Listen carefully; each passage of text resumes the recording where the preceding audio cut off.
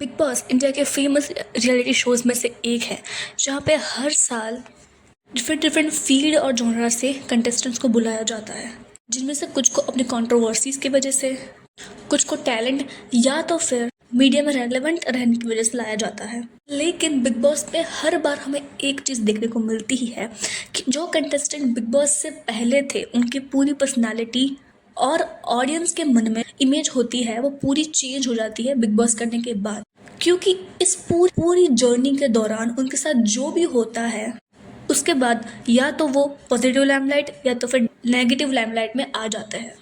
तो आज के इस वीडियो में हम कुछ ऐसे कंटेस्टेंट्स की बात करने वाले हैं जिनकी इमेज बिग बॉस में जाने से पहले बहुत ज़्यादा पॉजिटिव थी और जो बहुत ज़्यादा फेमस थे लोगों के बीच में, लेकिन बिग बॉस में जाने के बाद उनका पूरा करियर ख़त्म हो गया या तो फिर उनकी पूरी इमेज चेंज हो गई। तो फर्स्ट कंटेस्टेंट है अनुराग डोभाल यानी कि UK07 राइडर, जो कि हमें बिग बॉस सीजन 17 में देखने को मिले थे। अनुराग एक बहुत फेमस यूट्यूबर है जो अपने ट्रैवल के व्लॉग्स अपनी चैनल पर डालते रहते हैं। जब ये न्यूज़ बाहर आई कि अनुराग बिग बॉस में जा रहे हैं, उनके फैंस बहुत ज़्यादा क्रेजी हो गए थे उस मोमेंट पर, क्योंकि बिग बॉस के पहले उनके जो भी मीटअप्स होते थे वहाँ पे काफ़ी लोगों की भीड़ आती थी और कभी कभार तो वहाँ से उनको भाग भी जाना पड़ता था भीड़ की वजह से। लोगों को बहुत ज़्यादा उम्मीदें थी अनुराग से कि वो शो बहुत अच्छा करेंगे, क्योंकि सीजन 17 से पहले OTT 2 के अंदर यूट्यूबर्स ने बहुत अच्छे से परफॉर्म किया था और एल्विश वो शो जीते भी थे। तो लोगों को उम्मीद थी कि अनुराग सीजन 17 में जाके वापस जीतेंगे, वापस से बहुत अच्छा परफॉर्म करेंगे। लेकिन शो के अंदर जाते ही पूरी चीज़ उल्टी हो गई। स्टार्टिंग में अनुराग बहुत ज़्यादा शांत दिख रहे थे और कुछ कुछ जगह पे अपने पॉइंट्स रख भी रहे थे, लेकिन बिग बॉस ने उनको बार बार इंटरप्ट करा, उनके कॉन्फिडेंस को डाउन करने की कोशिश करी, जिससे अनुराग का कॉन्फिडेंस डाउन हो गया और बाद में वो जो बिग बॉस करना चाहते थे वो हो ही गया। लोगों के बीच में, ऑडियंस के बीच में अनुराग की जोकर वाली इमेज बाहर आ गई और उस टाइम पे जोकर मीम अनुराग के लिए बहुत ज़्यादा वायरल हो रहा था और लोग उन्हें बहुत ज़्यादा ट्रोल कर रहे थे। कहीं ना कहीं बिग बॉस के इंटरप्ट करने की वजह से लोगों ने अनुराग को बहुत ज़्यादा बुली भी करा और उनका कॉन्फिडेंस और इमेज दोनों बहुत ज़्यादा डाउन हो गया था बिग बॉस करने के बाद। लेकिन ऐसा भी नहीं था कि अनुराग अच्छा कर नहीं रहे थे। स्टार्टिंग में कुछ कुछ टास्क के अंदर अनुराग ने अच्छा परफॉर्म करा था, लेकिन बिग बॉस ने ना तो उनको अप्रिशिएट करा ना तो गेम में कोई भी उनको हेल्प करी। उल्टा अनुराग के जो कंपटीशन में थे मुनव्वर फारूकी, बिग बॉस ने कंटिन्यूसली उनकी तारीफ करी और उनके बारे में अच्छा बोलकर उनको सपोर्ट करा और उनका कॉन्फिडेंस डाउन करा। तो ऐसे बिग बॉस करने के बाद अनुराग नेगेटिव लैम्बलाइट में आ गए थे। सेकंड कंटेस्टेंट्स एक जोड़ी में है। सीजन 17 के अंदर हमें एक जोड़ी देखने को मिली थी जो थी अंकिता लोखंडे और विक्की जैन की। हम सभी लोग जानते हैं कि अंकिता लोखंडे बहुत फेमस टीवी एक्ट्रेस है। उनकी शो जो थी, जो बहुत फेमस थी, पवित्र रिश्ता, उससे ख़त्म होने के बाद इतने साल हो गए, स्टिल वो अभी भी ऑडियंस के बीच में वेल नोन पर्सनैलिटी है। बिग बॉस वाले भी उनको काफ़ी साल से अप्रोच कर रहे थे और लास्ट हमें बिग बॉस 17 में देखने को मिले। लेकिन बिग बॉस के अंदर के माहौल के चलते उन दोनों के बीच बहुत ज़्यादा झगड़े हमें देखने को मिले। तो झगड़े बट बिग बॉस ने बाकायदा उनकी सास को बिग बॉस के घर में बुलाया और तड़का लगा के और उनके रिश्तों को पूरी ऑडियंस के सामने खुला कर दिया। ऑडियंस के बीच में ये न्यूज़ गई कि विक्की एक बहुत ज़्यादा टॉक्सिक हस्बैंड है और वो अंकिता को बिल्कुल भी सपोर्ट नहीं करता है और अंकिता लोखंडे और विक्की जैन ज़बरदस्ती के रिश्ते में है।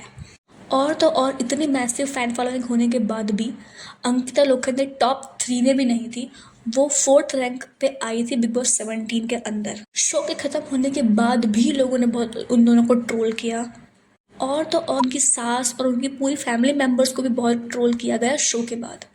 अभी अभी अंकिता लोखंडे हमें लाफ्टर शेफ में जब देखने को मिलती है तब भी लोग उनकी क्लिप्स के नीचे ये कमेंट्स करते ही है कि अब रोमांस का क्या फ़ायदा जब हम सभी लोग जानते ही है कि आप दोनों बहुत ज़्यादा रिलेशनशिप में, टॉक्सिक मैरिज में रहते हैं। तो इस चीज़ की वजह से आज तक उनको ट्रोल करा जा रहा है। नेक्स्ट कंटेस्टेंट जो है वो भी एक जोड़ी में है। वो सीज़न 18 यानी कि बिग बॉस सीज़न 18 में हमें देखने को मिले माइंड कोचेस यानी कि आरफीन खान और सारा आरफीन खान की है। जो उनका प्रोफेशन है माइंड कोच करने का, उस पे ही बहुत लोगों के सवाल थे। इवन तो बिग बॉस ने भी बाकायदा इस चीज़ पर उनसे सवाल पूछे हैं कि आपकी फील्ड क्या है और आप करते क्या है। सलमान खान ने भी एक पूरा वीकेंड का वार कंडक्ट करा था आरफीन से ये सवाल पूछने में कि आपका प्रोफेशन क्या है और आप करते क्या हो। हम सभी लोग जानते हैं कि बिग बॉस के घर में माहौल बहुत ज़्यादा डिस्टर्बिंग होता है। वहाँ पे हर लोग कंपटीशन में पड़े रहते हैं, एक दूसरे को टॉन्ट करते हैं, वहाँ पे कोई किसी का सगा नहीं होता है। तो ऑफ कोर्स इस माहौल में जब आपको कोई पॉजिटिव होप्स नहीं दिखती है तो आप थोड़ा वियरली या तो फिर अग्रेसिवली बिहेव करते हो। जब उसी माहौल के अंदर कॉन्स्टेंटली आप जिसके शो में हो वो भी आपको बुली करे और परेशान करे तो आपका चिढ़ना जायज़ होता है।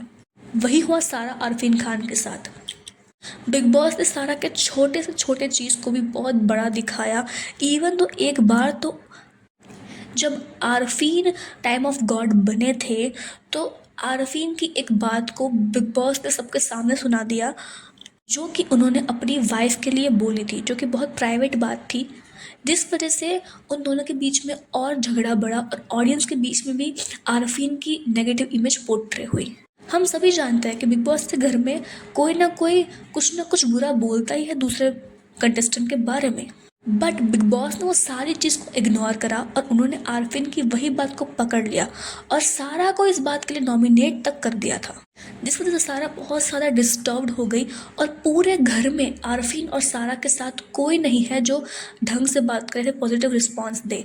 शायद सारा इस वजह से बहुत ज़्यादा नेगेटिव फील कर रही है और कुछ ऐसी चीज़ें कर रही है जिसको करने के बाद फ्यूचर में वो बहुत ज़्यादा रिग्रेट करेगी। अभी भी आपने देखा होगा कि वो अविनाश के अगेंस्ट बहुत ज़्यादा चीप कमेंट्स कर रही है, लेकिन मैं ये बोलूँगी कि इसके लिए 50% बिग बॉस भी जिम्मेदार है, क्योंकि स्टार्टिंग से ही प्रोफेशन पे कमेंट करना, उनके रिश्ते पे कमेंट करना किसी भी इंसान को बहुत ज़्यादा गुस्सा दिला सकता है। ऐसे ये कंटेस्टेंट्स थे बिग बॉस OTT सीज़न 3 में आई मलिक फैमिली। पहली बात कि ये फैमिली पहले से ही बहुत ज़्यादा कंट्रोवर्शियल है, अब उनको बिग बॉस के घर में लाने का कोई मतलब नहीं था, बट क्योंकि वो बहुत ज़्यादा फेमस हो रहे थे लोगों के बीच में अपनी दो शादियों को लेकर, जिस वजह से बिग बॉस ने उनको घर में इन्वाइट करा। स्टार्टिंग में बिग बॉस ने अरमान को बहुत ज़्यादा बूस्ट करा, अप्रिशिएट करा। अरमान टॉप 5 में जाते जाते रह गए, तब तक बिग बॉस ने उनसे कंटेंट लिया, लेकिन जब उन्होंने अरमान को एलिमिनेट करा तो उन्होंने बाकायदा पूरी प्रेस कॉन्फ्रेंस बुलाई और उनकी धज्जियाँ उड़ा दी। उनसे बहुत ज़्यादा पर्सनल प्राइवेट सवाल पूछे गए जो कि बहुत ज़्यादा अनकंफर्टेबल थे, यहाँ तक कि उनकी दोनों वाइफ्स को भी उस चीज़ के कॉन्सेप्ट झेलने पड़े थे। सो या दैट्स इट फॉर टुडे। आपको क्या लगता है कि जो बिग बॉस कंटेस्टेंट से गेम खराब करते हैं वो सही है या गलत है, और ऐसे कौन से दूसरे कंटेस्टेंट्स हैं जिनकी लाइफ बिग बॉस के आने के बाद बहुत ज़्यादा नेगेटिव लाइमलाइट में चली गई है? So that's it for today. If you like the video, then please hit the like button and please subscribe to my channel. Thanks for watching.